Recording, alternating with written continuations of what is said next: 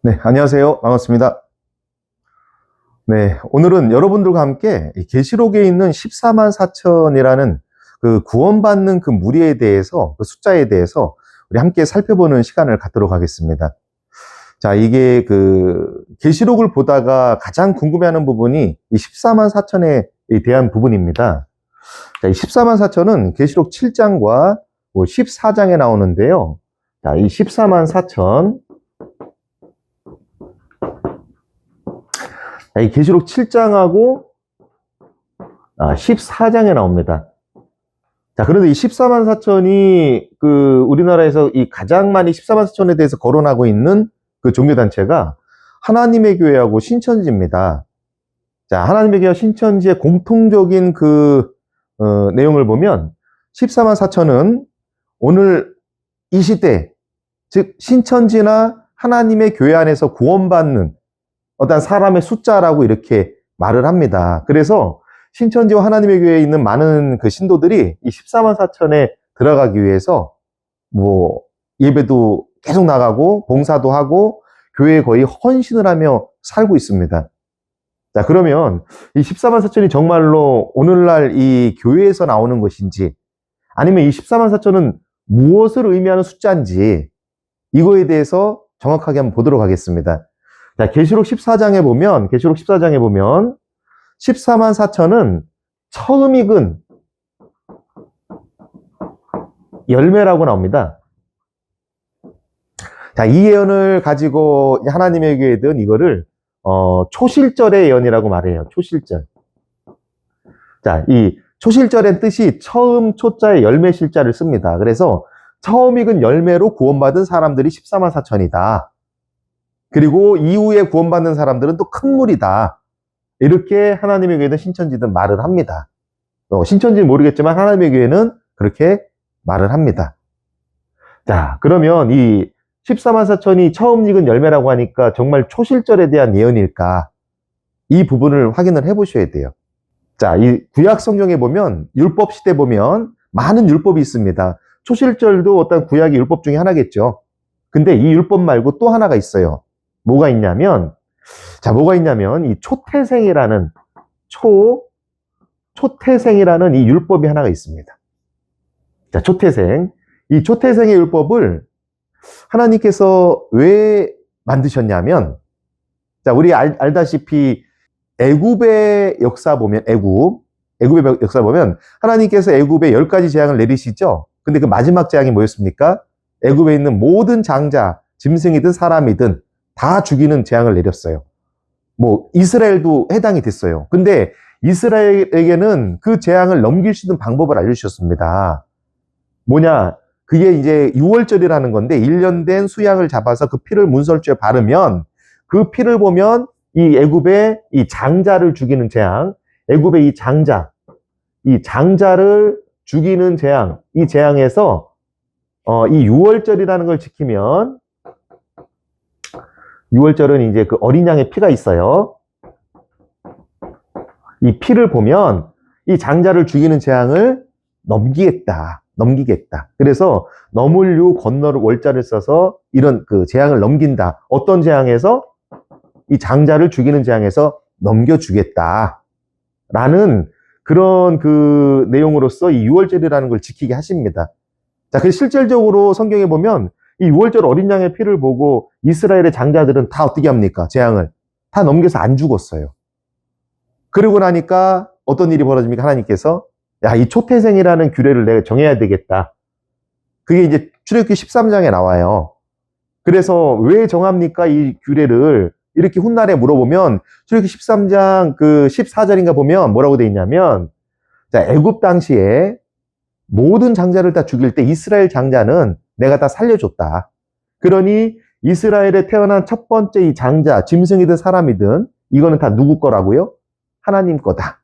라고 이 초태생은 누구 거다? 하나님 소유다. 라는 규례를 만드십니다. 이게 초태생이에요. 자, 그런데 그럼 이스라엘의 지파가 몇 지파입니까? 12지파죠? 12지파. 그러면은 이 12지파에서 나는 장자는 다 누구의 소유입니까? 하나님 소유예요. 그런데 하나님께서는 12지파에서 장자들을 일일이 다 취하신 게 아니에요. 12지파 보면은 유다 지파부터 쭉 있잖아요. 이거를 골고루 한 명, 한 명, 한 명 뽑아야 되는데 이렇게 뽑으시지 않고, 자, 민수기 3장 12절인가 보면 뭐라고 하셨냐면, 레위 있죠, 레위. 레위 지파가, 이들의 장자 지파가 될 거예요. 대표 지파. 그래서 레위 지파를, 초태생, 이 장자 지파로 쓰겠다. 일일이 각 지파에서 이렇게 뽑지 않으시고, 레위 지파 한 지파를 장자 지파, 이 초태생 지파로 그냥 하나님께 소유를 하겠다라고 이렇게 말씀을 하십니다. 이게 초태생이에요. 그러면 레위 지파가 어떤 일을 했죠? 제사장이죠, 제사장. 제사장 역할을 합니다. 자, 쉽게 얘기하면, 자, 이 14만 4천은요, 처음 익은 열매인데 이게 초실절 예언이라기보다 어떤 예언입니까? 초태생 예언이에요. 그래서 초태생은,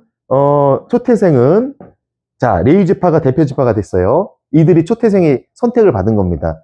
레위 지파가 했던 게 뭡니까? 제사일이, 제사장입니다. 자, 그래서 14만 4천이라는 것은 제사장들 무리예요, 제사장들 무리. 자, 일반 백성이 아니라 하나님 성전에서 제사일을 하는 제사장입니다, 제사장. 제사장이기 때문에 이들이 거하는 장소는 어디야 되겠습니까? 성전이에요, 성전. 성전에 있다는 겁니다. 성전에 거하는 사람들. 그럼 그 뒤에 나오는 큰 무리는 어떤 사람들이겠어요? 그 사람들은 백성들이에요. 자, 이스라엘이 레위 지파만 제사장만 있었습니까? 자, 이 14만 4천은 제사장이라고 생각하시면 되고, 그 외에도 누가 있습니까? 11지파가 있잖아요, 11지파. 이들이 백성들이잖아요. 이 백성들이 있는 거예요. 이들을 성경은 계시록 7장에서는 14만 4천이 그래서 루벤 지파에서 1만 2천, 유다 지파 1만 2천 이렇게 돼 있잖아요. 골고루 뽑아내시잖아요. 골고루 1만 2천 똑같이. 자, 그래서 원래는 12지파에서 이 초태생을 골고루 다 취하셔야 된다는 거예요. 자, 이게 초태생의 그 어떠한 그 모습을 보여주고 있다는 거를, 그래서 골고루 각 지파에서 나오는 걸 보여주고 있는 거예요. 일정하게.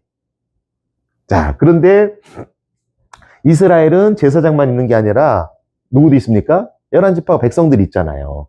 그래서 계시록 7장에 보면은 앞에 있는 14만 4천은 이 레위 지파처럼 제사장들 역할을 하는 것이고, 뒤에 있는 큰 무리는요, 백성들에 대한 개념이라고 보시면 됩니다. 근데 이걸 모르면 뭐 14만 4천이 되기 위해서 이들만이 먼저 부활을 받는다, 그러면서 막 계속 그러는 거예요. 맞죠? 이들은 14만 4천 선택이 되면 이 땅에서 이제 사명을 다하면 다 올라갑니다. 올라가는 무리는 맞아요. 근데 이들이 살아서 가는 게 죽어서 가요, 죽어서. 근데 이들은 더 어떻습니까? 하나님에게는 14만 4천이 들면은 죽지 않고 살아서 변형받는다. 이렇게 얘기하는 거예요. 자, 그러면 14만 4천은 이 제사장 무리인데, 자, 이 제사장이기 때문에 제사장은 어디에 삽니까? 성전에 살죠? 그럼 성전이 언제부터 지어졌는지만 보면 되겠죠? 자, 성전의 시초가 언제부터 지어졌을까요? 에베소서 2장 20절에 보면 어떤 말씀이 있냐면, 너희는 사도들과 선지자들의 터 위에 세우심을 입었다. 그러면서 성령 안에서 성전이 지어져 가는 것처럼 건물이 지어져 가는 성령 안에서 너희도 성전으로 지어져 간다. 자, 이 성전의 시초는요, 이 시대부터 시작된 게 아니에요. 자, 누가 모퉁이돌입니까? 예수님이 모퉁이돌이에요, 예수님이. 성전의 모퉁이돌은 시작점은 예수님입니다, 예수님. 예수님이고, 그리고 누가 터가 된다고요? 사도들과 선지자. 그리고 이들이 기둥이 쓰겠죠? 12기둥이. 그쵸? 12기 서서 이 성전이 각 기둥마다 몇 명씩 세워집니까? 1만 2천, 1만 2천, 1만 2천, 1만 2천 세워지는 거예요. 이래서 14만 4천이 세워지는 겁니다. 이게 다 기둥이 세워져서 14만 4천이 돼야만이, 서야만이 성전이 완공되는 겁니다. 자, 14만 4천이 있는 곳은 제사장이기 때문에 반드시 어디에 들어가야 돼요?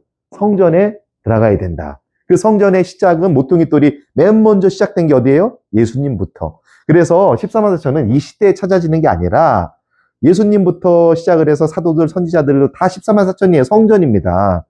그리고 그 이후에 나온 종교개혁자들 가운데서도 있었을 것이고 계속해서 나오는 거예요. 그러니까 마지막 시대까지 이 14만 4천은 제사장들 무리이기 때문에 이렇게 차여지면 이제 완성이 되는 거예요. 성전이 완성돼야 그 성전으로 누가 들어갑니까? 다 구원받을 백성들이 들어가는 거예요. 성전이 있어야, 다 오잖아요. 데리고 성전 안으로 들어오는 거예요. 왜? 초막절을 지키러 들어가는 거 아닙니까? 지성소로. 지성소로 들어가려면 성전이 완공이 돼야 되는 거예요. 그런데 이런 거를 모르고, 성경을 모르니까, 몰라서 그런 건지 알고 그런 건지 모르겠지만, 이 시대의 신천지나 하나님의 교회는 14만 천이 자기 교회에서만 나타나야 된다. 나타날 거다.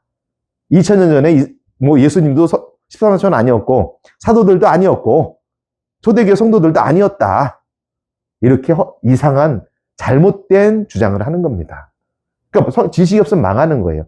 그러니까 모르고 그거에 사람들이 미혹을 당해서 재산도 다 그냥 막 헌신하고 바치고 생활도 바치고 모든 시간 다 바쳐가면서 그렇게 이제 신앙생활을 하게 되는 겁니다. 14만 4천은 절대 이 시대에만 나타나는 게 아니다. 시작은 예수님부터다. 절대 신천지나 하나님의 교회의 말에 속으시면 안 되겠습니다. 감사합니다.